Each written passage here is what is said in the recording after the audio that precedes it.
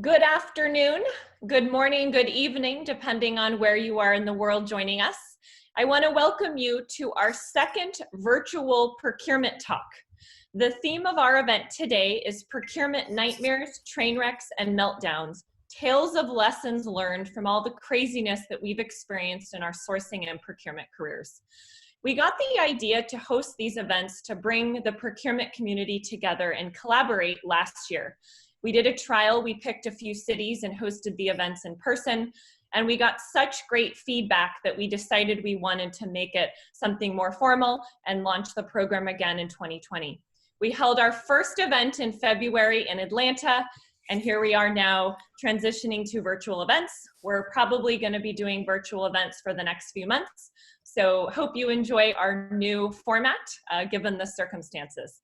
Our procurement talks would not be made possible without our fabulous supplier partners who are really innovating and focusing on driving collaboration in the procurement space. So I want to take a minute to have each of them introduce themselves and talk about how they're innovating and what they're doing in this space. So I want to start with Amanda. She is the CEO of HPP. Thank you, Sarah, and thanks for having this wonderful session today where we can talk about all the wonderful lesson learns that we've had as a procurement profession over our many years of experience. So as Sarah said, I am the president of HPP. HPP is all about helping your suppliers become better suppliers. So whether that's access to capital, which is what we're doing a lot right now because your suppliers are in need of capital as their businesses have been dramatically impacted through this crisis. But then we also help them with operational efficiencies and even all the way down to helping them sell more effectively on Amazon Business, which is one of our partnerships that we now have. I am also the proud president and CEO of GWPP, which is Global Women Procurement Professionals. And Sarah and the RSN team are also sponsors of us. So Sarah, I would like to thank you for your sponsorship and everything that you do for Global Women in Procurement. So with that said, I hope everyone enjoys today. And Amanda, what are some of the initiatives that you're focused on launching over the summer for women and men in procurement? You don't discriminate. No, we know it's an inclusive group, and we are also going virtual. So we just had a virtual event yesterday about how to climb that digital ladder. But we're having many more events over the summertime focused on how do you find your next job, or how do you use the data that you have in the time of crisis and tell the right stories with that data. So we're happy to be focused on empowering women and men in procurement to live their best careers.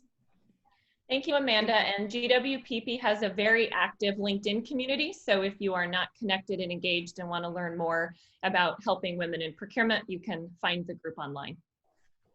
Next, we have Ken from Worldwide Services with a cool jersey in the background. Yeah, representing the Pac-12 in Arizona, like I always do. But yeah, thank you so much for doing this, Sarah, and inviting us and putting this together. I too, Manish, was skeptical, kind of like your brother, on doing the video conferencing. You know, it's not really my thing, but Sarah has encouraged me and urged me to do many of them. So here we are, we're doing it. So let me tell you a little about what Worldwide Services does. So we buy, sell, and maintain pre-owned IT network infrastructure equipment, routers, servers, switches, anything that's touching the network, bandwidth, which so many people are using right now. I'm looking at emails with all these companies, Verizon, Frontier, Windstream, are going crazy with the amount of bandwidth they're using. So what we do is we reach out to them, and they need to save money, and they need to save money immediately now. So we're bringing them the alternative solution that the OEM would normally give them. We're bringing them something different, something that can be immediate and cut costs and drive down savings, really, to tell you the truth. So. Thank you for joining us, Ken. Yep. Next, we have Carolyn, who is joining us from the mountains today. Looks very nice and peaceful. Well, nobody wants to see my plain old wall behind me, so this looked much better. Thank you, Sarah. I am Carolyn Smkowski. I work for Center Trade. I'm the head of marketing for the US and in charge of doing the analyst reviews as well. We are a SaaS company. We do e-procurement software, so we have a full suite from source to pay. And we got to announce today that we got named as one of the 50 to know by Spend Matters. Congratulations on that nomination, Carolyn. Thank you. All right, we will close out our sponsor shout outs or intros with Manish. Thank you, Sarah. Good afternoon, good evening, good morning to everyone. Manish Senta, Managing Director, TechWisen Group. We are a technology consulting and staffing company based in Michigan with operation in 5 different countries right now. Our staffing model is mostly based on platforms that we have internally built to match skill sets in technology. And on the service procurement side, we do a lot of Salesforce cloud migration, open source development, and also quality testing application in a format of statement of work. So this is our 2nd year as a sponsor, and we are definitely loving and learning how procurement thinks and how procurement struggles internally. So this has really helped us create good content for our clients so that we can tailor the message in their language. Thank you, Manish. And Manish and his brother are hard to miss when you see them out and about at conferences. They wear matching outfits from everything from socks, shoes, suit coats. So I'm not used to seeing Manish so casual. That is so true. And I think so. I tell this to everybody. If anybody is more happy, our parents, because we are grown men right now and we still dress alike. And my mom, she loves it. Well, thank you for joining us, Manish. Thank you. All right, so a couple housekeeping things, and then I'm going to transition this over to our fabulous moderator for the day, Omer. So this is being recorded. This will be shared on social and out to everyone who registered in the next few days. So don't feel like you need to take copious notes as the panelists share their insights and stories. You will be able to get a recording of this. We encourage participation. We've had really lively chats and Q&A sessions at our past events, so feel free anytime to put notes in the Q&A and the chat session. Brandon there in the corner will be managing the Q&A for us throughout the event, and he'll be asking the questions through the panelists. So do not be shy. Feel free to jump in and ask your questions at any time. Our panel will last about 60 minutes, and then I will close this out at the end. So we will make sure we stick to our allotted schedule. So now I'd like to introduce our moderator today. It's my friend Omer. We've known each other, gosh, for a few years now. He started his career at A.T. Kearney before co-founding the Smart Cube. And the Smart Cube is a consulting firm with a focus on data and analytics. He plays the guitar and even has a music studio in his basement, which I'd love to see pictures of. He was born in a country that no longer exists. He spent most of his youth in Hong Kong, and he has a personal blog and podcast I know that I personally follow. So if any of the listeners out there are not connected with Omer, I highly recommend reaching out to him on LinkedIn. He's just a great advocate for the procurement community and posts a lot of really interesting content. So with that, Omer, I'm going to pass it off to you. All right, thanks so much, Sarah. Appreciate it. I'm assuming everybody can hear me. I've unmuted successfully. Yes. All right, I'm navigating the technology well so far. All right, well, thanks everyone. And thank you to both the panelists as well as everybody who's joined us for the conversation today. I think you'll find it's going to be a really interesting conversation. As Sarah said at the start, you know, our topic is procurement nightmares, train wrecks, and meltdown, tales of lessons learned. And originally, when Sarah and I first discussed this, and she asked me to help moderate the session today, it was really going to be kind of one-off stories from the panelists about, you know, what they've lived through and their experiences and things that they've had. And that was the prime focus. But of course, now we're all living through what is probably one of the biggest nightmares that we'll ever have to live through in our lives. And frankly, anything that we could have envisioned or experienced. I mean, so for example, about 10 years ago when we went through the Great Recession, I remember thinking, this is probably the worst thing that I will ever experience from an economic perspective in my lifetime. Well, like the old James Bond movie says, never say never again. So clearly we're living through it again right now. So with that, we kept the focus on the title around procurement nightmares, train wrecks, and meltdowns. And what we've also done, though, is tilted the focus a little bit to relate these past experiences in light of the kinds of themes that we're all grappling with today. Okay. Now, what does that mean? So in other words, the examples that the panelists are going to share will be from their past experiences.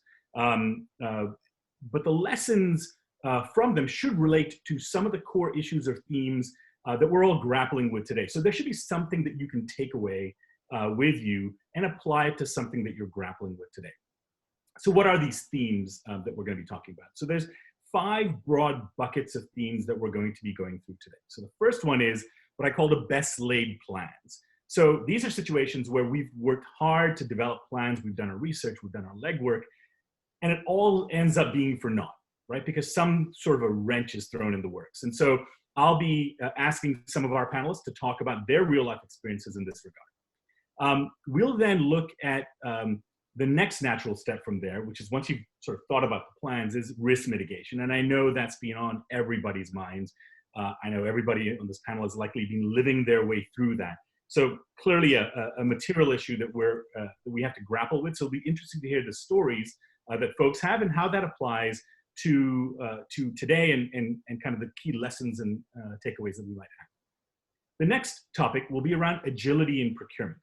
And, you know, again, we've all experienced this, we've all had to do it. And beyond the conceptual need for it, it's really becoming a bit of a fundamental trait that as procurement folks, we're all expected to have. So agility will be the third key theme. The remaining 2 will be around delivering value, even in difficult times. Clearly, we're all living in difficult times now, but, you know, we've all got experiences that we can pull from as we go through that, and kind of delivering what we're chartered to do, but also taking care of things that come up and showing value in what we do in those times. And then last but not least, it's around people. And these are both the good and the interesting stories, I'll put it that way, that we've all had to grapple with, okay? So I'll facilitate this discussion. I'm gonna call on some of the panelists to talk us through and provide their examples. We'll be moving at a reasonable clip. As Sarah said, we've got roughly speaking an hour. And then I just want to just call out a couple of the housekeeping notes again. You know, please keep your questions coming. I know Brandon is at the helm in terms of sharing the questions that we're going to have and asking people to answer specific points. And then for the panelists themselves, please, as I introduce you and call on you, please do give a brief bio of yourselves, just to introduce yourselves the first time you talk, and then we'll go from there. So that's the plan, that's the agenda. We're going to structure around those 5 broad themes. So we'll kick off with our first topic, which is the best laid plans that we put in place that went awry, so to speak. So Nancy, I will ask you if you could kick us off, provide a brief bio, and let's dig in. Sure. Hi, I'm Nancy Jorgensen, and I am the Senior Director of Global Procurement at Rimini Street. But prior to coming to Rimini Street, I have over, gosh, now it's 20-something years, quite a while, being a senior leader of procurement at some very large corporations in the Chicago area.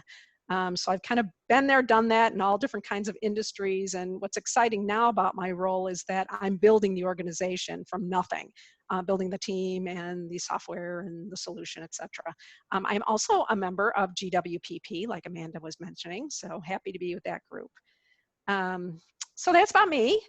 So let's talk a little bit about where had some great plans and it kind of blew up and went sideways. I've got many.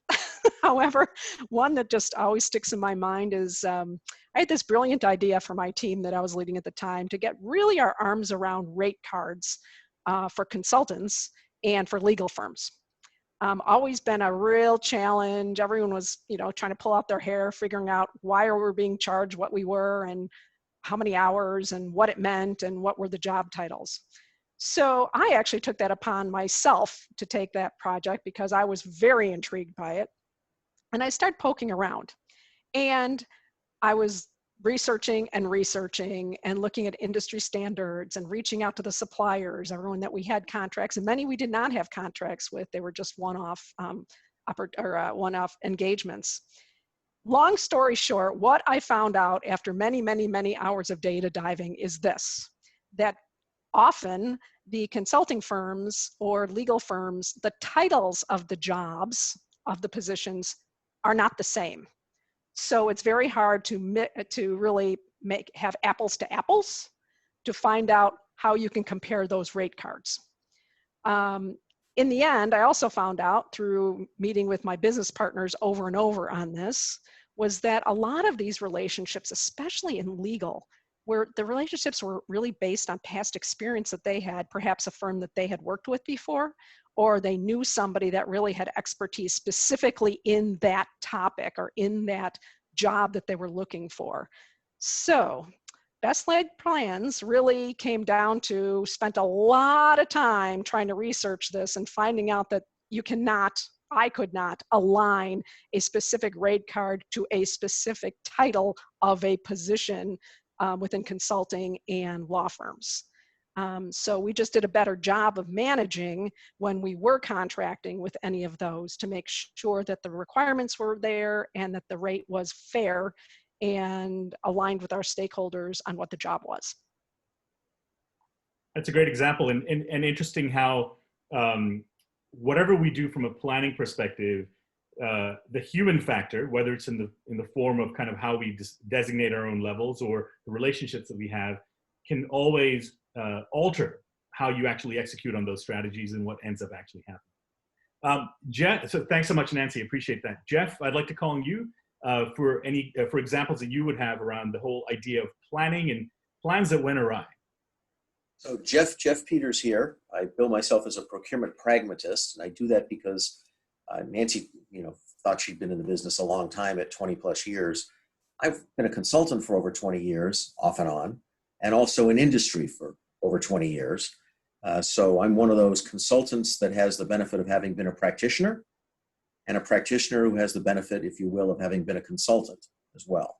And so my job frequently is to be a little more pragmatic about what's going on and talk to folks about what really can happen, what really happens with my clients. And I'm sort of stepping aside because my hope is that by summertime, if there is a summertime in Chicago, that I'll be at Wrigley Field working as a guest services ambassador part-time and getting to see the Cubs every day. But that's hoping now that we're sheltering in place for another 30 days in Chicago. And I like to say that, it's kind of an old chestnut, failing to plan is planning to fail. And what I find is that most of my clients, most of the companies I've been with, don't actually plan very well. Planning for us in procurement is frequently an annual episodic affair, and we go through it once, we don't change what we're doing, and then we spend the rest of the year reacting, not even updating the plan. We update what we do, but we don't actually update the plan. And so when I look at the best laid plans, I find that most plans fail and that we don't actually accomplish what we set out to do at the beginning of the year. If people were really held accountable for what they said they were going to do, we would all get very poor grades on an ongoing basis. I'm not saying that we're not doing what we need to do, but we're not adjusting those plans appropriately. And I find examples of that over and over again. How many people have said that they're going to do QBRs? And QBRs are my hot button right now with a lot of my clients because everyone says they're going to do them. Everyone contracts for them. And very few people actually perform A, any type of review, and B, they don't perform a forward-looking QBR. And a forward-looking QBR is really about what's going to happen for the rest of the year. I actually have one client right now where I'm asking them to put QBRs on the calendar for their top suppliers within the next 2 weeks. I've been asking now for a month. There's not a single one on the calendar yet. Okay, I'm only a consultant, I can only advise. Okay, but getting it out there on the calendar and planning, okay, can potentially avert a disaster going forward. And I just don't find that we do it well enough. I would say that about 20% of my clients and 20% of companies plan effectively. 50% plan sometimes. And believe it or not, 30% don't plan at all. I have an amazing number of acquaintances in this industry who do not have an annual plan. They have a cost savings target that they then try to put projects against, but they don't plan what they're doing on an ongoing basis. I'll shut up now. That's super interesting. That's a shocking number, that 30% don't plan at all. And, you know, growing up in this environment where you think about, you know, where are we going? How are we going to get there? You think planning would just be second nature, but, you know, and I believe that and particularly the point that you made around that cost management becomes the prime focus versus planning, which is of course much broader and talks about some of the broader things that procurement should absolutely be doing. I love the point around forward-looking QBRs. Sorry, go ahead, Jeff. Yep. Oh, I just want to say I forgot something very important because you grew up in a country that doesn't exist any longer. I was born in a hospital that doesn't exist any longer. Just wanted to make sure I pointed that out. Sorry. That's good to know. That's good to know.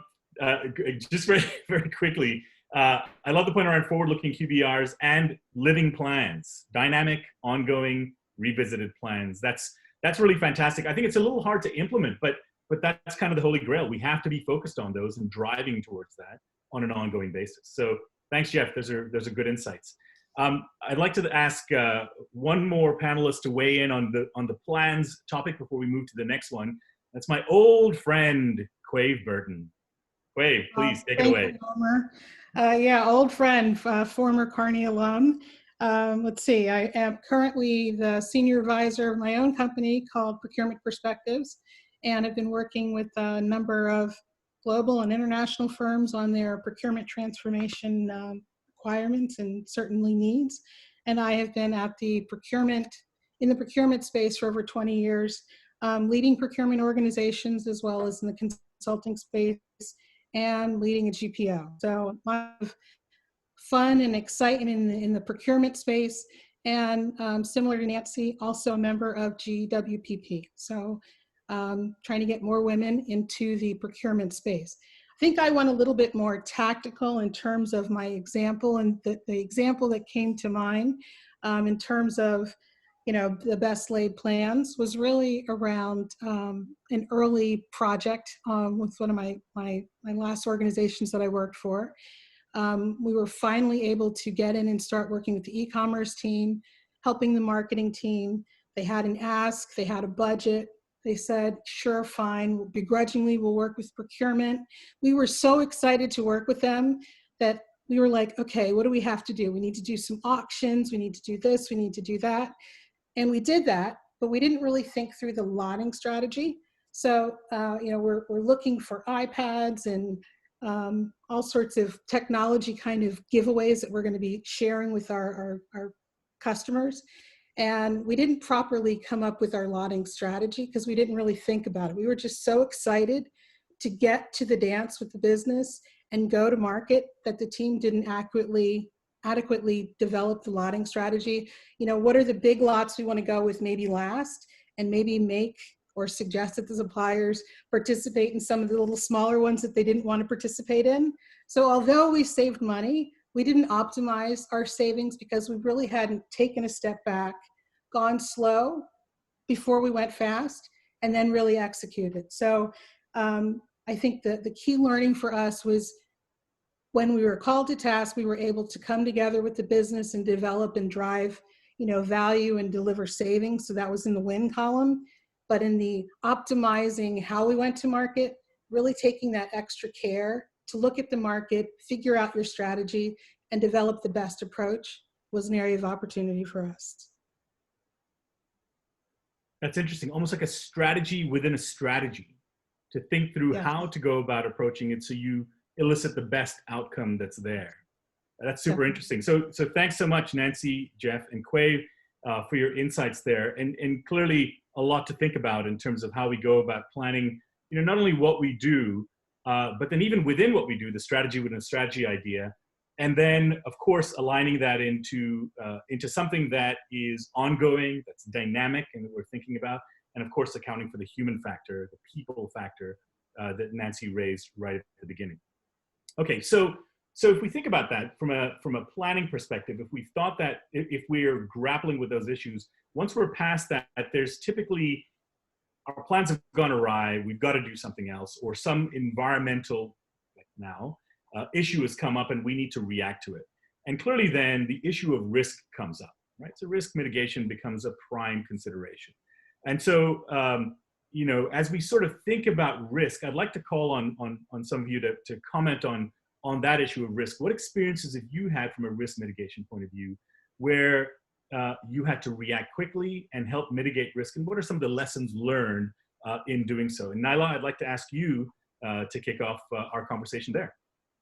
Thanks, Omar. Thanks for having me here. This is great to see everybody here that I'm chatting it up with. So my name is Naila Yazdani. I'm the Senior Director of Procurement, and I also oversee AP at PSAV. I've been there about 5 years or 5 years plus. Prior to that, I was a consultant, worked at Capgemini and then other boutique consulting firms within procurement operations or operations, procurement, and sourcing as well. So I also have a strong background in lean manufacturing, so I try to bring those principles even into sourcing and procurement and AP that I've just recently taken over as well. So it's a good happy blend. So going back to the risk mitigation, you know, that's the environment that we're all living in right now, right? How do we reduce our risk for the organizations or the clients that we're working with? I mean, obviously there's lots of examples that we can bring up, but I think one of the areas that, you know, is really key and a lessons learned even for me that I try to apply with my team as we move forward is, you know, we want to think about when we think about sourcing events, you want to think about the end in mind. And I think, well, you just brought it up, right? How is your deployment strategy for those pricing mechanisms going to be in place? You know, what's your channel strategy? If you start to think about that, are you going to manage your payment terms, if you will, and what systems do you have in place? If you know all of those downstream impacts, then it really changes your sourcing strategy and how you negotiate with suppliers. For instance, early payment discounts, for instance, if you know that your AP teams are not supposedly going to be able to sustain that process, you probably won't negotiate early payment discounts to take benefit of that, right? You want to build that pricing benefit into the pricing itself. You know, one of the other key things that I've found in terms of looking at contracts and that we negotiate with suppliers is, especially if it's a long-term contract, 3 to 5 years, that's still a long period of time. And the world can change like it is changing right now, right? So how do you lock in pricing, for instance, depending on the commodity or depending on the service or what have you? And then even having an open discussion with your suppliers and letting them know from a timing standpoint, when do you as an organization start to do budgeting? So that they're not telling you late in the game after the budgets have been locked. So those are key mechanisms I feel really strongly about. And you bring those up in the QBR, Jeff, that you mentioned, right? That becomes almost like an agenda item that you have a discussion on in terms of forward thinking to basically manage that risk. So those are some of the lessons learned that, you know, I've been burned here and there and that I've had to react with my teams over the last few years. So you start to bake that into these relationships and make that as part of the culture of interaction with your suppliers. And you know what, even educating your stakeholders as well, right? These are things that they don't necessarily think about, but it gives you one more lever to drive credibility from a procurement standpoint. Yeah, I really like that. And you know, the continuous theme that I see there is this point around openness and transparency from a couple of standpoints, right? So one is, as you're talking about putting in place, if I'm going to negotiate and agree something with a supplier, I have to be able to implement and deliver on that. So to your payment discount example, that's certainly something that has to be done. And then the other point, of course, is that openness and communication, such that even as you think about long-term contracts and how the contract and the relationship and the pricing evolves over the course of that time frame, to have that channel of communication going in. And certainly this point of transparency and communication is something that's coming up all the time. I was in a conversation around this issue of allocation, right? Where you have demand far exceeding supply, and you're a customer that wants to get at that. And you know, one of the core tenets is better communication, better transparency. There's a whole lot more, obviously, that goes into that. But that's clearly a core tenet. So thanks so much, Naila. I appreciate that. Yeah. I'm going to ask Quay for her thoughts. And Jay, by the way, I've not forgotten you. I'm going to come to you on our agility topic. I'm awake. Okay. I don't want you to feel left out, but I'm going to come back to you in just a second when we move to our third topic.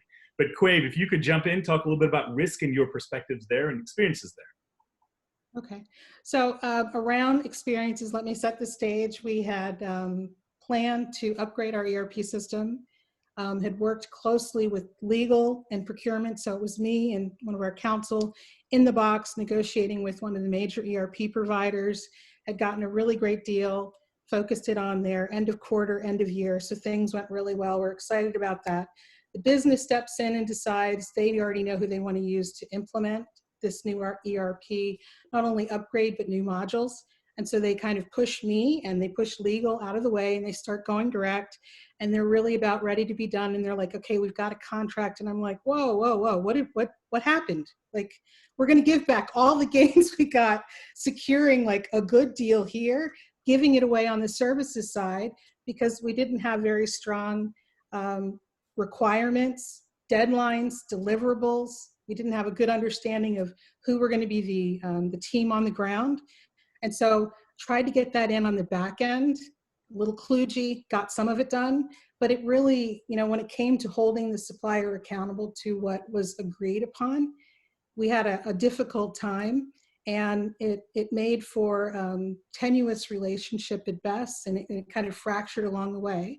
So in terms of risk mitigation, having lived through that once, the next time that reared its head, I was quickly at the table saying, before we even finish the deal with the ERP system itself, let's get services set up, and let's make sure that we don't set this up as time and material, but more of a fixed project with stage gates and clear deliverables outlined and defined, and that we've got a good understanding of who's going to deliver the project. It gets back to the transparency that you were talking about, really making sure that that's a part of the discussion and that's clearly negotiated and articulated. I like that, and you're right, it relates right back to the transparency point. And it also relates back to the planning idea that we talked about at the outset, and that it's important to think through all of the elements as opposed to kind of the most obvious or pronounced areas that we tend to think of in a particular category. Let's consider all of these factors and plan accordingly for that. Of course, having that seat at the table and having that seat at the table early is paramount. But obviously you had that in that situation, but it's important to keep that driven there. But thanks, that's a great example. Jeff, if I could ask you to jump in and share your thoughts from a risk perspective. Yes, so two observations.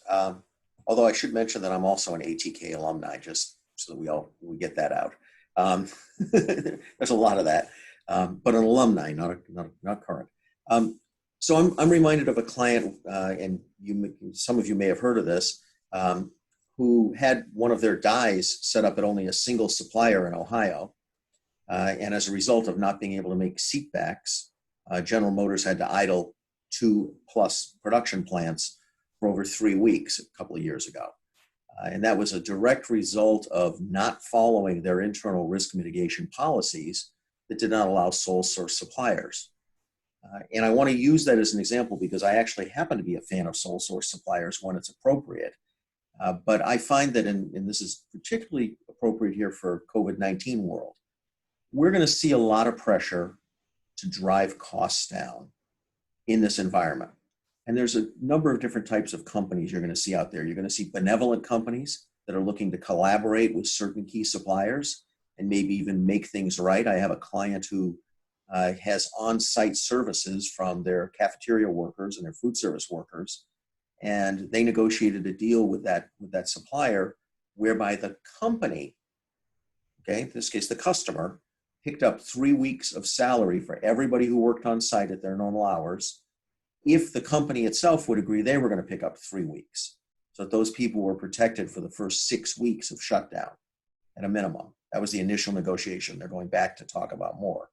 But you're going to have benevolent folks, and then you're going to have folks that are going to say, this is a chance to beat something out of my suppliers because they're going to be so desperate for work. And whenever we have that cost pressure on us, whether it be COVID-19 or the general cost pressure of I have to save $20 million this year, that drives us into supplier leverage, supplier rationalization, potentially sole source suppliers. And that balances directly with risk mitigation. Because when you're pressured to go sole source and leverage with one supplier, you have to be checking off the boxes, working with your stakeholders, and understanding all of the risks associated with that sole source arrangement. And we may not have the personal expertise in a commodity category to know all of those risks. So partnering with our stakeholders is absolutely critical, and making sure that as we as managers and senior leaders review risk, that we're asking all of those probing questions to get to the next level so that we are looking at risk, particularly in a time of economic downturns. Jeff, have a question directly here for you. It's so what's the biggest mistake you or a client has made in a QBR, and what was the biggest lesson that you learned from that mistake? The biggest mistake I ever saw in a QBR was a client who offered up a staffing spreadsheet and forgot to hide the cells where they gave their actual cost. And basically offered up all of their price, all of their internal pricing and costs, as well as what they were pricing at for us. They literally had a hidden cell on the top of the spreadsheet that they shared, okay? That when you exposed that cell, told you exactly what their markup was across the entire thing. So transparency is great, at least from my perspective, it was that time, but that's the single biggest mistake. It was about a $10 million error in that one QBR, because that was the differential between what we negotiated versus what we would have been able to negotiate based on what we thought the should cost was. It was actually lower than we thought it was. Wow. Kind of a fun one. Well, thanks for that. Brendan, any other questions so far? Are we good to keep moving? Yeah, so this one's just kind of open up to the general. What are some challenges folks have had in regards to suppliers delivering as promised during the crisis? So just general stories from anyone. Yeah, I mean, recently we've been trying to get masks and some of the sanitation supplies as well. And obviously, given our industry, we're a little lower on the totem pole in terms of priorities. So we've been able to secure some supplies, and I think some is better than nothing, and how quickly you basically respond to that supply when it comes to you. I think the trickle effect is probably better than nothing, right? And that's kind of what we're experiencing right now. Like anything that we can get to at least have some inventory. It's a slow period for our industry, but as we continue to ramp up, one of the things we're trying to plan for down the road is when folks start to come back to work, that they do have the PPE supplies, and they have the sanitation supplies as well handy, because whether it's now or maybe 2 or 3 months from now, you can't take for granted that there's going to be inventory. So whatever we can jump on, even if they're small amounts and small quantities, are things that we're looking to just secure and get in place. That, I think, in and of itself, and keeping our expectations low, and again, this is our industry, where I'm at, but it may be more needed in other industries as well, that is more critical. So for us, if a supplier is not able to deliver right now, we have a buffer and some time and some leniency towards the suppliers. So that's been our experience so far. I have a suggestion. I have a client who has set up the equivalent of a 911 buying capability in this crisis. And what I mean by that is, in terms of getting product, a lot of people worry about not only shipping you product, but worrying about you paying for it. And what they've done is they've freed up one of their P cards, and matter of fact, took the cap off it. They authorized one person to use it because they're not that large a company, but they're pretty good size. They're a multi-billion-dollar company. And if it's something that they need, they commit to either pay for it with a credit card, and they've had transactions, well into the 6 figures on the credit card, which they normally would not be passing that stuff through the P card, and they can pay for it immediately. So terms literally are disappearing if you want to guarantee supply or you want to ensure supply. And I'm seeing that with a couple of people now.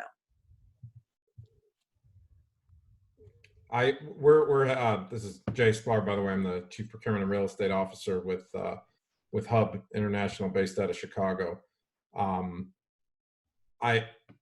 We found ourselves, as we saw the situation unfolding in China, kind of leaning on our IT organization to get a jump start on any laptops that might be needed. I don't recall, I apologize if I botched the geography, but the tsunami that hit, I forget if it was Malaysia or somewhere in Southeast Asia a few years ago, caught everyone off guard relative to laptops, because there was one critical component, I believe it was the memory, that for all of the PC manufacturers, that was the only place where it was made.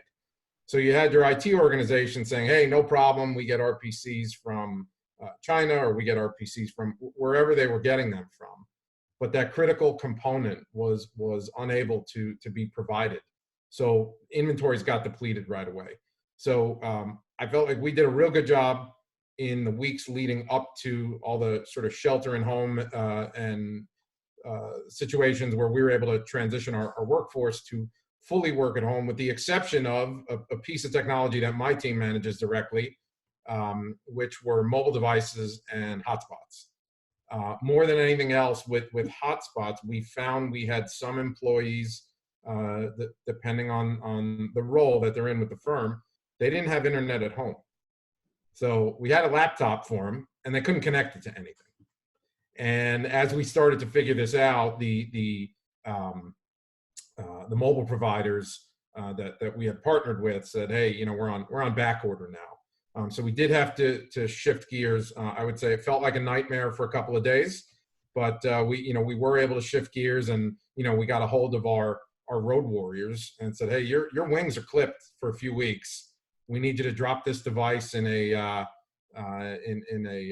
express mail packet, get it over to Susie Jones, who lives halfway across the country." And we were able to get our folks up and running. But that was sort of the misstep on our part. We solved one problem but forgot the other one. Yeah, I think as we go forward, this point around constrained supply in a few different areas, particularly as we return to whatever normal is going to be in the coming months, but particularly when it comes to PPE equipment, masks, for example, I think we're going to see a real issue in terms of going after that particular category in particular, but of course others as well. So Jay, while I've got you, I'd like to just keep things moving reasonably swiftly and go to our next category, which is agility, right? So we've talked about plans, we've talked about risk. The other key aspect is, in order to manage risk and respond quickly, we have to be agile in that process. So would love to get your take in terms of, how do you pivot? How do you make sure that you remain agile as a procurement team in responding to whatever situation it is that you need to respond to? Yeah, sure. The one situation in my background, right? Of course, that happened. The one situation in that I can recall a few years back, and I'm sure those of you on screen here, as well as others listening, have situations like this. Get a call, it's 4:30 in the afternoon on a Friday, and the CFO calls me directly, right? "Hey, come down to my office, we need to talk," right? I was sure I did something majorly wrong, and had a whole host of things that I was going to work on for the next couple of weeks. And to Jeff's point earlier, we had project plans laid out for a few months, and he slaps this document in front of me and says, "Hey, this is an IT outsourcing deal we're looking at. I need you to look at it over the weekend, and on Monday, come back and tell me what you think." So spent all sorts of time working on this thing, ripped it apart all different ways, came back in Monday morning, said to him, "Hey," he says, what'd you think?" I said, "Well, can we rip it up and start all over?" And he said, "No." I said, "Okay, then the only thing I'm going to promise you today is this deal will be less bad when we're done." And that was, honestly, as good as we could do. There were a few other constraints. This, again, I'm sure this group is no stranger to these situations. A supplier that was also a client or about to become a client. So again, handcuffing me and asking me to juggle knives. The negotiation, I would say, absolutely falls into the category of a disaster. The IT organization's first foray at a service level was, well, let's just tell them they shouldn't make it any worse than it is today. So it was sort of you've got white paper, which is a great example. This was like a black paper on everything not to do. In terms of where my head was at when we got this thing done, and again, it was less bad. It wasn't good. We had the thing ready to be signed. There was a big project team, and the person running it called me a few hours later and said, "Hey, why don't you come down to the room, the conference room? The CFO is going to sign it, and then we're going to have some drinks to celebrate." And I believe my exact words were, "There's nothing to celebrate, and if you don't mind, expunge my name from any email or record that I was part of that deal." It sounds a little bit like the markets over the last month. How do you minimize the downside? How do I make this less bad? I felt that way when I saw my 401k statement recently. It's a 201k now. Let's not bring that up, right? Yeah. All right, Nancy, if you could share your thoughts from an agility perspective. Yeah, sure. And, Omer, you mentioned earlier, the 10 plus years ago when we also had a very large change in our world, and that came on very quick.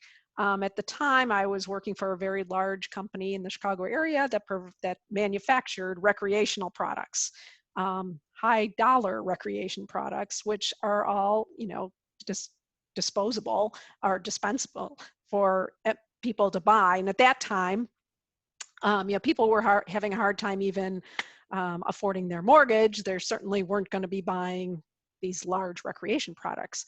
So with that being said, we were charged very quickly with how do we now approach this as a company. And, the first round was actually headcount reduction. And my department got hit hard, like everyone else. So we were doing more with less people. But in addition, it was revisiting contracts that we had. And most of the contracts were long-term contracts. We had these great relationships with these suppliers. But, leaning into discomfort of meeting with these suppliers and having to renegotiate these contracts, asking for increased payment terms, changing the volume commitments that we had, because now the volume was, half as much as it was. It was a very difficult time to go through that. But what we learned was we learned to do business differently. It was no longer, a great time, which was previous to that. And, we had a lot of money at the company, able to spend and do what we needed to do. And now it was just taking a completely different look at how to approach this. And that stayed with the company. We learned to do business differently and to protect ourselves instead of just, having a great time and spending where we needed to. So that was the lesson learned on that, just being able to change on a dime how we did business with less people too. Yeah. And that's interesting, both from a supplier context as well as from an operational context, where that sort of a thinking plays in, is thinking about both of those times. And it reminds me in terms of contracts and all of that, where we talk about, really the value of contracts is when things are not going well. That's the real time. And there's so many streams of aspects that we can think about there, but clearly we have to think through how do we structure for that. We don't obviously hope for that, but we have to structure for that and be ready for it. And then the other thing that Jeff raised earlier was around this, the point of, what's the post-COVID strategy going to be in terms of China dependence and how we work with our suppliers and how we react with them now? Do we leverage and sort of pile on them today, or work in partnership with them, et cetera? And I think those are big strategic questions that I think everybody is going to have to grapple with as we go forward. So that's really helpful. That's a great example. And one other thing I just want to add quickly is, so much of our contracts are based with our vendors are based on relationships, these long-term relationships that we have built, and having to change these strategies so quick, that can really change the dynamics of the relationship when you go for renewals or changing the contract. It can really change that dynamic in doing so. Yeah, absolutely. Particularly if they've been long-standing relationships, like you said. Yeah. It's definitely effective. Nyla, I'd love to get your perspectives on the topic of agility. Yeah, so I'll probably speak to an example of where I am at PSAV, and this happened in more of a normal environment, if you will, last year around this time. So pre-COVID and everything. Having been at the company a few years at this point, I think with a revised and a renewed team, we had firm goals and we knew how we were going to get there. We had some carryover savings targets, and if you did this and you headed down this path, whether it was compliance, whether it's sourcing, you're going to get your goal, and there's a stretch target built to it. So around this time last year, we found out that one of our major initiatives that we wanted to go forth with that would deliver value to the organization kind of got killed just because it wasn't the right time. There were good reasons, but there was a major impact to our savings target. And the goal is the goal, as I'm sure my fellow panelists have felt that pressure, and viewers as well. That's your goal. So we had to figure out very quickly where else we were going to go and get the savings towards that goal. And the team really came together and thought outside the box and looked at other categories that we previously not had looked at. Case in point, like travel, for instance, renegotiating contracts, and obviously T&E is a quick way to see benefit that we previously not had. The other thing that the team had looked at was we had recently negotiated a great deal with our T&E card provider, who also had a product line there that was very much tied to AP. So getting payments through suppliers through that tool pricing was also gave us incremental benefit that actually headed us down a path in a new way of doing things. So it's not just check payments, not just ACH payments, but now e-payables, so to speak. And that gave us and helped us bridge that gap. Surprisingly to say that the team came back very quickly and said, okay, if we're starting off with the year at a deficit, and Nyla, you're stressing about the goal, where else can we pull all the savings? And we actually ended up meeting and beating our target for last year. And it kind of showed us quickly under pressure how we could react very quickly and be agile. So that was actually brought forth into the planning for this year. And again, our world is all over the place and topsy-turvy.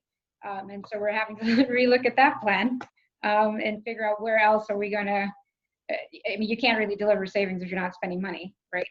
So it's like, what else do we need to do to bring some value, which I think is, something that we're looking at right now. Yeah, and I was just going to say this, that, yeah, this is a kind of time where we have to sort of uncover value in different areas. And actually that segues us nicely onto topic number 4, perfectly, thank you very much, Nyla, delivering value in difficult times. And I'm just mindful, I think we have about 10-ish to 15 minutes probably left in our time. So I want to make sure we cover the remaining 2 topics appropriately. So delivering value in difficult times being the focus. And Jeff, I would ask you if you could provide some perspectives there, just continuing on that theme. I'll keep it brief because it allows me to say something I always like to say, and that is you don't manage contracts, you manage relationships. And contracts are just something you put in place, and if you have to keep referring to it, then I feel that organizations are failing. And every time I see a group called contract management, the hair stands up on the back of my neck. So in times of difficult times, 1, you manage relationships, not contracts. 2, I encourage people to meet with suppliers, reach out and consciously meet with those suppliers to talk to them collaboratively about how you can meet the business's needs, not only during a shutdown potentially or a disruption, but also as you ramp back up and you move to a new normal. It's kind of got 3 stages to it, right? And then 3, this is an opportunity for procurement to gain entree into areas that we don't normally gain entree into. People need help, they need assistance. And for those organizations that don't have a remit across the entire scope of spend in their organizations, this is frequently our opportunity to get that entree because we're procurement. We're here to help.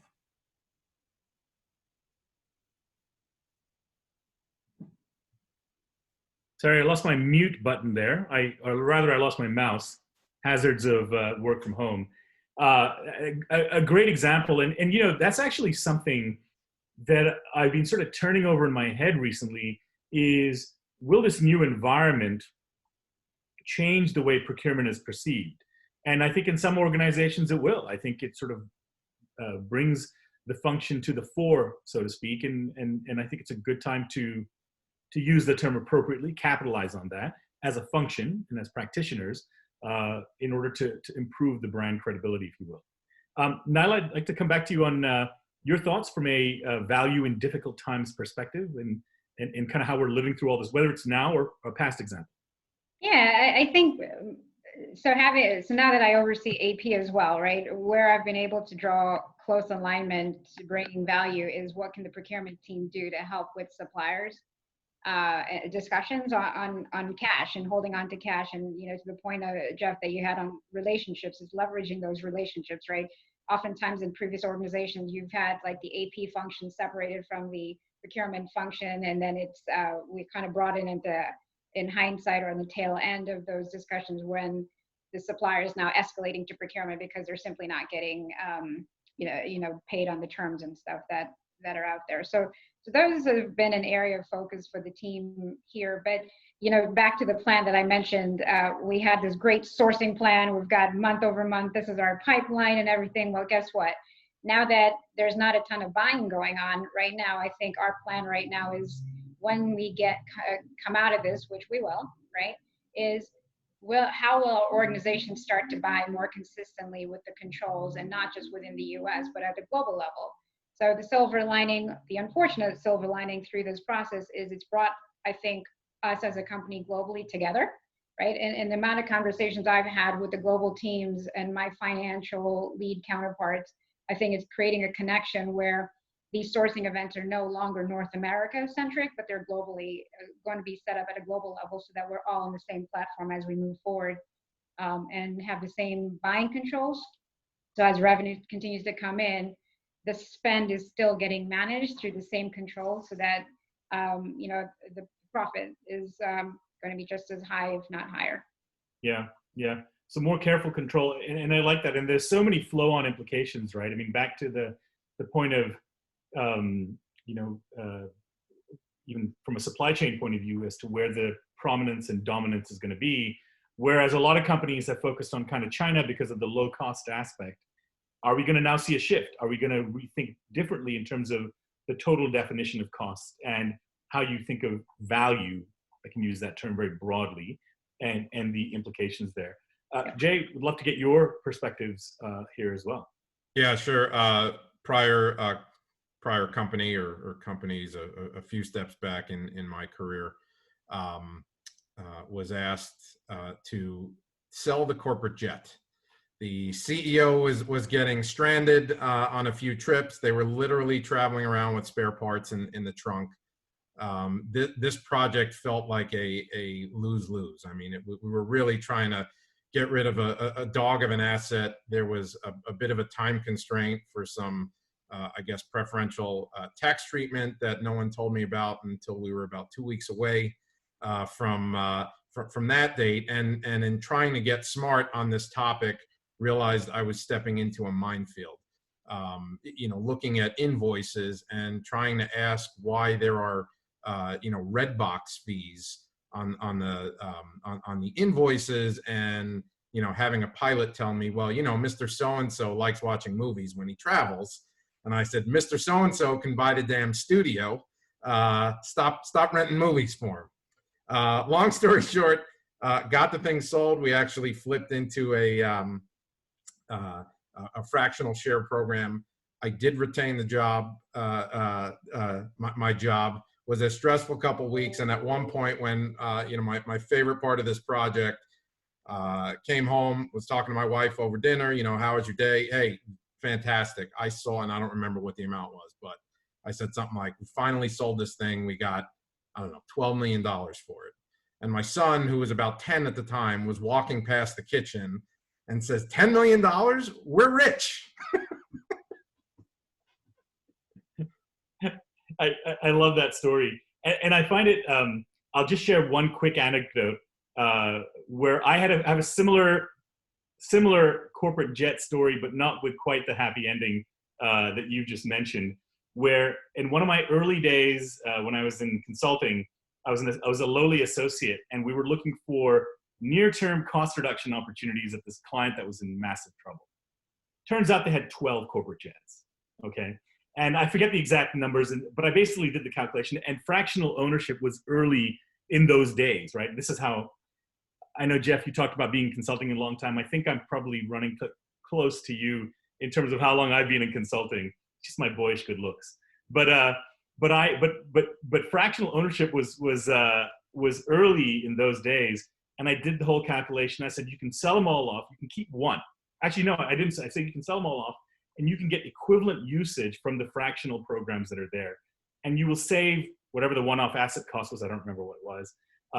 And you will save some operating costs on the order of, I'll make a number, like 8 to 10 million a year or something like that. And we pushed it twice, we pushed it 3 times, and ultimately the order came from Hyon saying, don't bring that up again. So that was a train wreck. I won't mention who the client was, but that's delivering value in difficult times, at least identifying value in difficult times.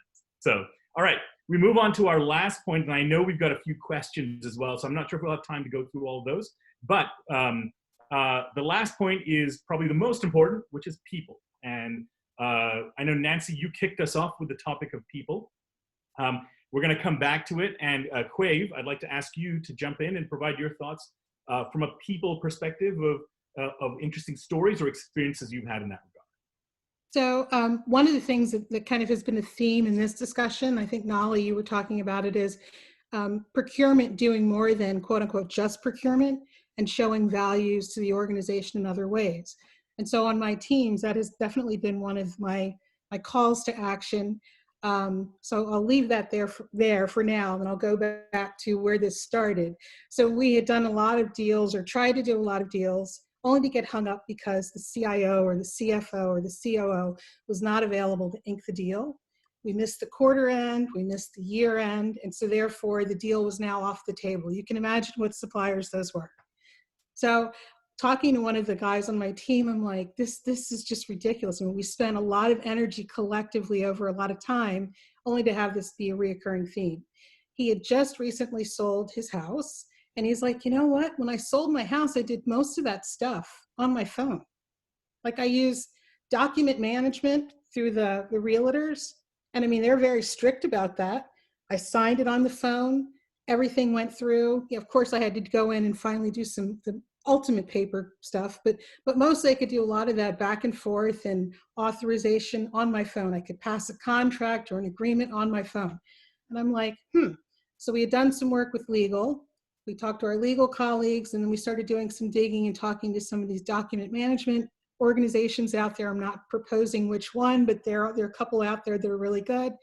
And we got some early legal support that we could test it out and see whether this tried and true thing might work in our corporate and our retail corporation. I mean, I know it's working in real estate, but let's see if it'll work in our retail corporation. We got a couple of little bundles because I didn't have much of a budget for it. We shared it with one of our business partners, and they were like this was like found money. You know, we weren't going to be scurrying around trying to get a deal done, lose the opportunity. And so for us, it was really around process improvement and efficiency. So getting the team to think about procurement as more than, quote unquote, just saving money, but let's improve processes where we see them. Let's add value that way. So then we're the trusted advisor, the partner you want at the table to get your deals done. So that was the cool thing I wanted to share. That's awesome. That's a great story. And I think something that we all aspire to, right, is how do you move procurement beyond the perception of the pure cost saver, if you will, and there's more value to be brought to the table. And I know that comes up with a lot of things around supplier-enabled innovation and all of those great buzzwords that we hear about today, but great story. Jay, if I could turn over to you. Yeah, sure. So I'm also an A.T. Kearney alumni, and both of these came from a project that Quave and I worked on together many years ago. Nothing you did, don't worry. There was a cluster of us on this consulting team paired up with some clients. We were in a real dump of a space that clearly was excess for the bank. We needed some administrative help. A bunch of us got together, convinced the partner, hey, let us bring in a temp. We interviewed a couple people, landed on this one guy, and I remember asking him during the during the interview process, do you know Excel? Yeah, no problem. Great.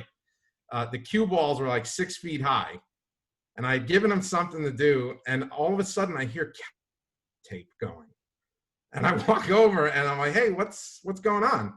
He's like, well, you asked me to add up these numbers, right? He's like, here's the answer. I have never hired someone since then without connecting with HR and administering an Excel test before we extend the job offer. On that same project, there was a peer. I was low man on the totem pole. There was a peer of mine who literally had no idea what he was doing. We were each paired up with a client partner. His client partner took up smoking again before that project ended. And so kind of the lesson learned there, like if you don't know what you're doing, just ask for help or just admit you don't know and don't try and fake your way through it. This was an absolute train wreck. And it's easy for all of us to laugh now, Quave. I know you know who it was. But I cannot say that enough, right? We're all going to get thrust into projects that, I didn't know what I was doing when I was handed that corporate jet project. Don't be afraid to raise your hand and say, hey, I need some help. I don't understand this. Yeah. Just to close this out, I'd like to turn it over to Nancy she brought us in. She can take us out. Yeah, with her comments here. And by the way, can I just say this whole Carney Mafia thing was not intentional. It just worked out that way. Okay, I am not from there. So I just have, it's actually, now I look back, a really kind of funny story, but I'll go through it quickly. So I was at the one company that I was there for many years, and I was interviewing for a role that I had a job posting for. And of course, going through all the interviews and everything, and I selected the candidate that we chose to hire. The second person that we were also considering, but it just didn't work out. Okay, we'll hold that thought. That person did not get the job. Fast forward about 2 or 3 years later, I had changed companies.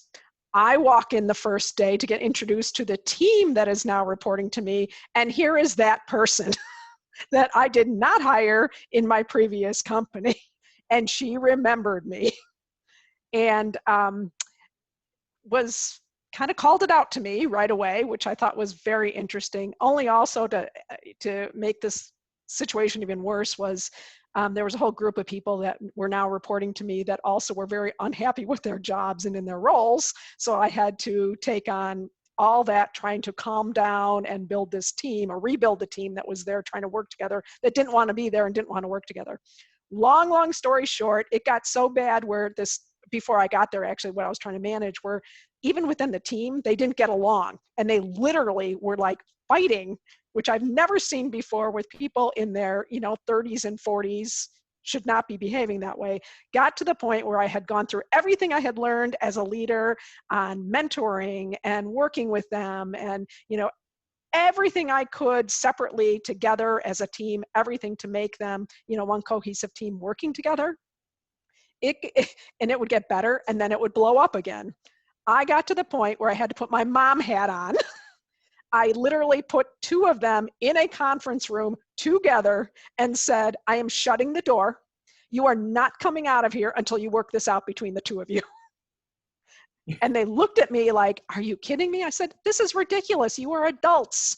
Why are you behaving this way? So sure enough, a little bit later, they came out, kind of with their heads dragging a little bit, that they kind of worked it out.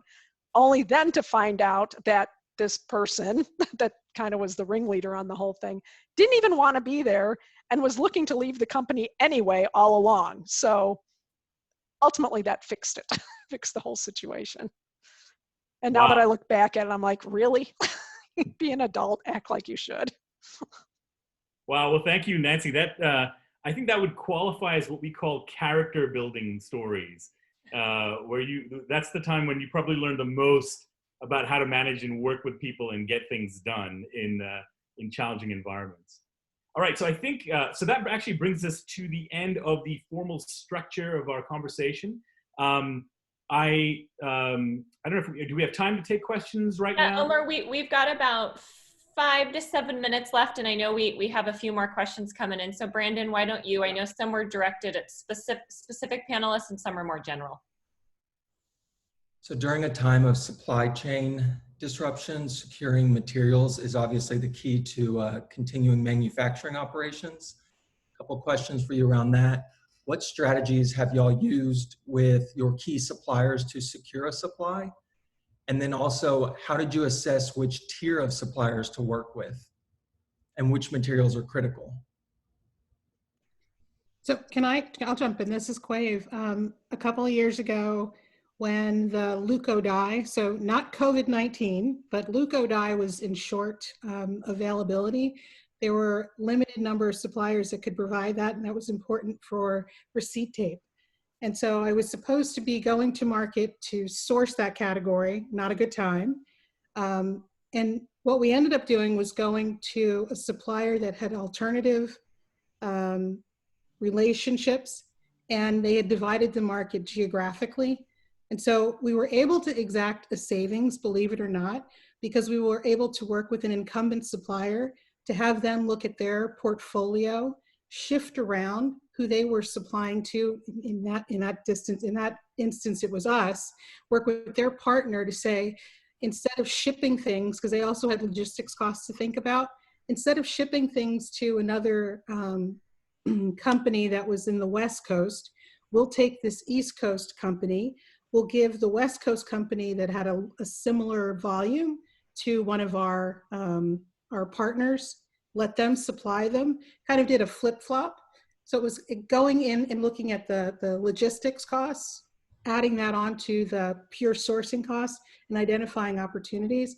So I think in this time of COVID, there's going to be some of that horse playing and looking at our relationships and seeing where we can partner with people maybe we hadn't partnered with in that certain way in the past, partnering with them now, and seeing if there are relationships we have in other lines of business that we can leverage to make new marriages and new relationships happen, to drive not only access to inventory, but also to drive potential savings, although that's not going to be the key driver, I think, going forward, at least in the near term.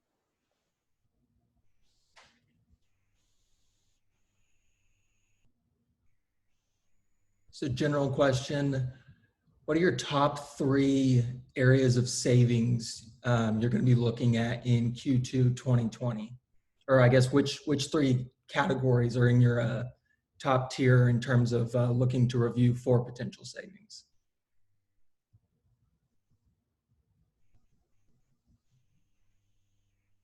I think for us on our end, just based on what we're looking at, it's usually more in the indirect categories and the high transactional ones that actually where we can build leverage, where the source of supply, like office supplies, for instance, is something that we'd want to look at. But kind of broadening up that product base based on the supplier capabilities into janitorial supplies or sanitation supplies or masks that these sources of supplies can offer, but at a global level, right? So we're kind of going through this category review and seeing where are those categories more common at a global level so we can actually leverage our scalability, but then also coming out of this standardize on that source of supply and make that easier for every region going forward.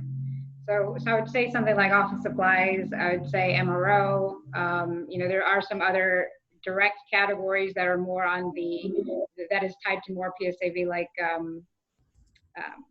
in the video category, so like projectors, laptops are another one that I think, Jay, you mentioned that you guys did earlier, right? So those are things that we're probably going to look at as well longer term, not just from a sourcing standpoint, because we may have long-term contracts already in place, but maybe looking at it from securing and having broader discussions more at a global level rather than just North America. This is Jeff. Go ahead. Let me offer a couple.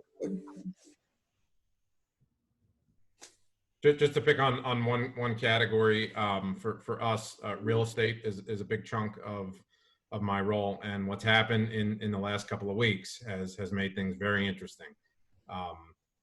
We've proven to ourselves that we can work from home. It doesn't mean our real estate footprint is going to go to 0, but it certainly doesn't need to be where it is right now. Until about a week or so ago, when all the real estate firms came out of the woodwork and said, well, here's how you need to lay out your office from now on, so that folks are at least 6 feet apart. So we're trying to take a look at the intersection right now of these two issues, and are both of them, or in particular the distancing one, is that truly a long-term issue, or if we're in violent agreement that these pandemics are once in 100-year events or once in 50-year events, are we comfortable with people being maybe not as close as they were before, but not having to shout across an office to connect with each other. So that to us, we've got, I think, a couple hundred offices, a few million square feet. If we can build to 80% of capacity and still use the same square foot per person metrics, that is a massive savings for us. Let me offer just a couple of others that I'm seeing a lot of pressure on. One is professional services across the board. The argument being that professional services firms are not as productive in some of the remote modes as they either claim to be or would like to be. Number two is travel, and travel is obviously decimated at the moment, but people planning forward for what that demand management is going to be, and looking at hotel rates in the fall and into next year and saying, listen, if we consolidate, what type of rate concession can we have, because we're going to bring our business back to you, Mr. Marriott or Mr. Hilton. Number three is fuel and energy costs. Obviously, we all know what's happened to energy costs and to gas and oil, in particular crude. Those companies that have the capability of hedging forward and buying are looking right now very aggressively to what they can lock in going forward with a commitment to buy, because companies are looking for that commitment to buy. So extending contracts with rate concessions is a win-win situation for most folks. Yeah, and I just like to add a couple of points on what Jay and Jeff, both of you said. I think the travel piece is going to be particularly interesting to see how demand ramps back up, and the rate. But also, I suspect, I think a lot of those organizations will be quite willing to provide discounts to lock in longer-term agreements just to help them get there. And then the real estate question, I think that's the really, to me, interesting one, because are we going to see a structural shift? I don't think we'll work from home forever, but I do think there's going to be an interesting change, because a lot of people have opened their minds to work from home more so than ever before. All right, Brandon, why don't we take one or two more questions, and then we'll wrap up our conversation.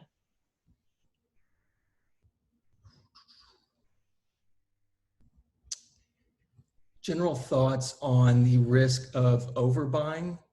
So how do we ensure that we get what we need, but also that we don't overbuy?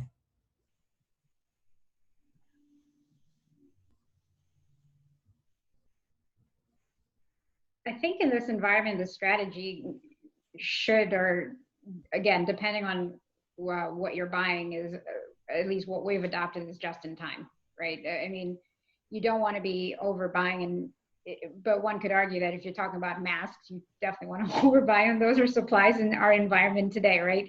But if you're talking about, back to my previous example, in office supplies, we probably don't want to be overbuying on that right now, because that's cash that you could be sitting on and locking all of that in, right? So for us right now, it is just really just in time, and what are the must-haves is the practice that we're adopting across the board. I think software, anything IT or software related, more often than not, regardless of where I've worked, the IT organization will come to you and say, hey, we've got 10,000 employees now, we're growing at a 10% clip, let's do a 3-year deal, and right, so I'm going to buy 13,000 licenses today for a 3-year deal. And we see this over and over again, and right, just how about put some constraints in the agreement so there's a way to flex it up and flex it down.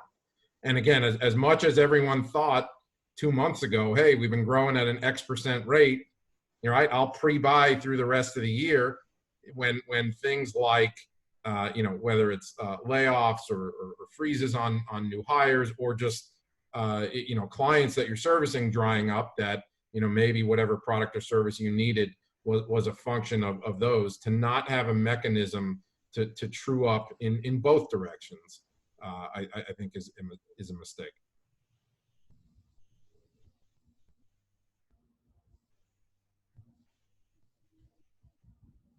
All right, Brandon, do we have one final question?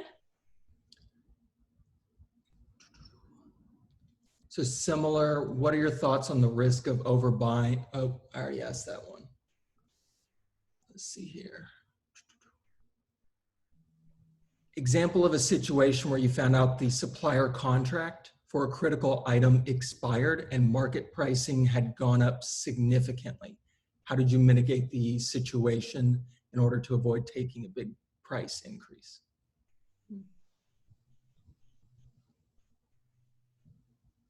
I've actually seen this multiple times. The most common example that you see it in, at least that I see it, is in copier fleets and devices, where you're paying a monthly lease fee at, pick a number per device, $187 per device, and this goes across everything, whether you're talking about normal electronics or whether you're talking about a Bloomberg terminal, and they are set rate for a set number of months, and they just continue onwards. And I've had a company that has had a copier for 4 years beyond its lease term, when the residual value was 1 penny at the end of the capital lease. They kept on paying that for 4 additional years. So I see it all the time. You see it with licenses in the IT space, and you have to do regular hardware and software audits for things that you buy in order to, at least in those particular areas, do it. If you've completely mucked up a contract, the contract ended, and all of a sudden you get an invoice for a higher price, it comes back to that. Are you managing the contract? Are you managing the relationship? Did you do the QBRs? Were you doing risk mitigation? All the things we've been talking about today. And if you don't have that relationship, you may be SOL, unfortunately, and you may have to look for another supplier. In many cases, they'll work with you, but especially if you cross a fiscal year, you discover it in February, and you've been overpaying since last March, it's already in their financials for the prior year. And, it gets to be very, very difficult to go back and recover that money. So that's where we talk about category management, not just episodic strategic sourcing. That's where we talk about QBRs and being involved in supplier relationship management.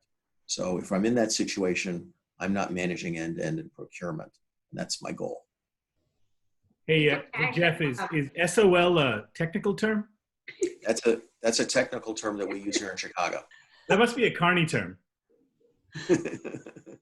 Jeff, just to add on to that piece too, that we should review our auto renewal clauses in contracts as well, where, if you don't notify the supplier in advance, it just renews, and then that's revenue as well that starts to get adopted by the supplier, and it becomes a he said, she said, if you don't have the relationship with the provider. That's a great point. Let me take it one step further. Evergreen contracts should be banned from a procurement perspective. Okay, auto renewals or notifications buried within contracts, we have to be the evangelists about that. Yes. Suppliers want them to renew automatically, or for us to have to notify them by October 1st. And most of us don't have systems or mechanisms that allow us to stay on top of those. So personally, my rule is I don't take any money from any suppliers. I don't even take a coffee mug from suppliers, and my staff doesn't either. Okay, and I don't allow evergreens, period. Great. All right, well, it looks like we are at time. I want to thank Omer with the very impressive book collection. You've got a library going on in your house here. Do you have a veneer? It's a veneer. Omer, do you have a book recommendation for us? Oh my gosh. I'm putting you on the spot. I'll tell you a book I'll tell you 2 books that I love that I read when I was 20 years old. It's by Harvey McKay, who runs an envelope company out of Minneapolis, the Twin Cities. And he's got 2 fantastic books: Swim with the Sharks Without Being Eaten Alive, and Beware the Naked Man Who Offers You His Shirt. I'm sure I have that up here somewhere. Omer, we'll make sure to, when we communicate out the video after, we'll make sure to include your book recommendations.